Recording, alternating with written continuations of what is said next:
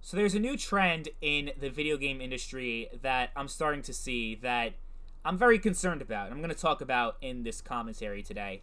It feels like every console generation, there's some new bullshit that we as consumers have to deal with. So with the 7th generation, it was the start of online gaming. I mean, you had it before in the 6th gen, but I think the 7th generation is really where online gaming, the modern online gaming experience really started to come to fruition. So you had a lot of this DLC. You had on-disc DLC where it was literally content that should have been in the original game. It was meant to be in the original game, but it was sold as DLC, as separate content that you had to pay extra money for.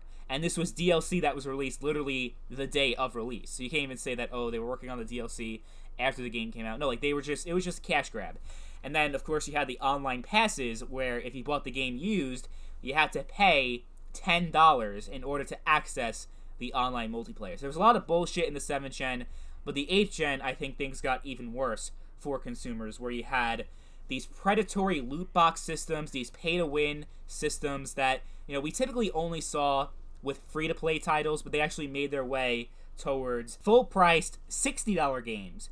And now we're seeing games go up from 60 to 70, so that's some bullshit we're starting to deal with in the 9th gen that we didn't have to worry about before. There's another thing that we're starting to see that I'm also very concerned about, and that is the idea of selling a multiplayer mode of a game as a separate game that you have to pay more money in order to access. So think of the 7th generation, even the 8th gen, where you have a game that has a single player mode and a multiplayer mode, and you could play, once you're done with the single player, you could go on and play some online multiplayer.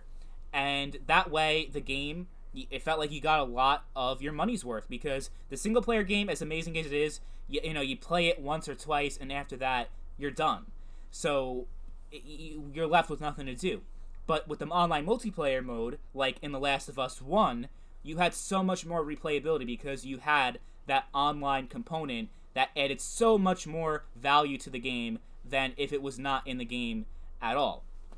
And I'm bringing up The Last of Us 1 as a good example because The Last of Us 2 is probably going to be the first game we're going to see where they're going to sell the multiplayer mode as a separate title.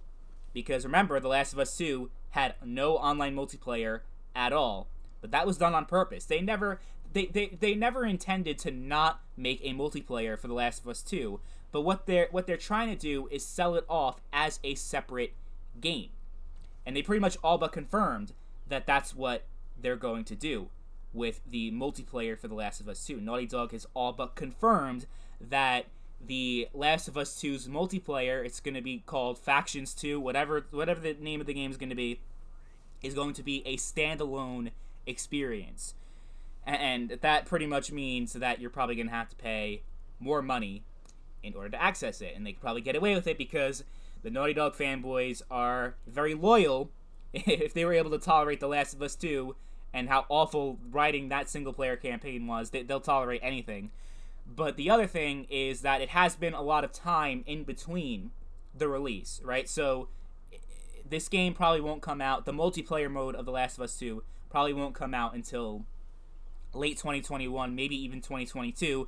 So they could justify charging a separate fee to access that game because there's been so much time in between release of The Last of Us 2 single player and The Last of Us 2 multiplayer. And I think Rockstar is also kind of implying that they're going to do a similar thing where they sell the multiplayer off separately. We're starting to see it a little bit with Red Dead 2, but I think if you still buy the full price game, you get access to the multiplayer. It's just like, for now, it's if you don't have the single player, you want to pay for the multiplayer only, you have that option, which I don't think is a bad thing.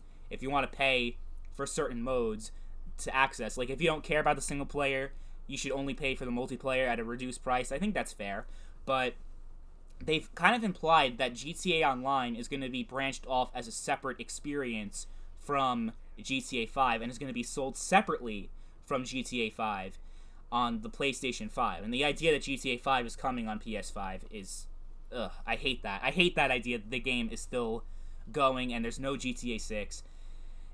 That game made too much money. I think GTA 5 was too successful, but honestly, I'm really worried about the idea of separate game modes being sold as separate games, especially when they already raised game prices to $70. What's it going to be? Is it going to be like the single player game will be $70, and then if you want to buy the multiplayer, it's another $70? Is it going to be $60, $50? It's still going to be way too much money if they're going to try to sell different game modes as separate games. You're going to be spending a lot more money on your games, and you're going to still have battle passes and all that shit, so it's not like the microtransactions are all going to just magically disappear. You're going to be spending more money and you're going to get less. That's what the modern gaming experience has become, unfortunately, paying more money for less content. And what worries me so much is that I can see the average consumer just going along with this, the idea of a single player and multiplayer being two separate games and paying double the price for a game. I can see it being really successful because people are that fucking stupid. But I want to hear what you guys think about this idea of a single player and multiplayer being branched off as two separate games and paying double the price for one game, essentially. Is that something you guys would support? Let me know in the comments down below. Thank you all for watching, and I'll catch you guys later. Peace.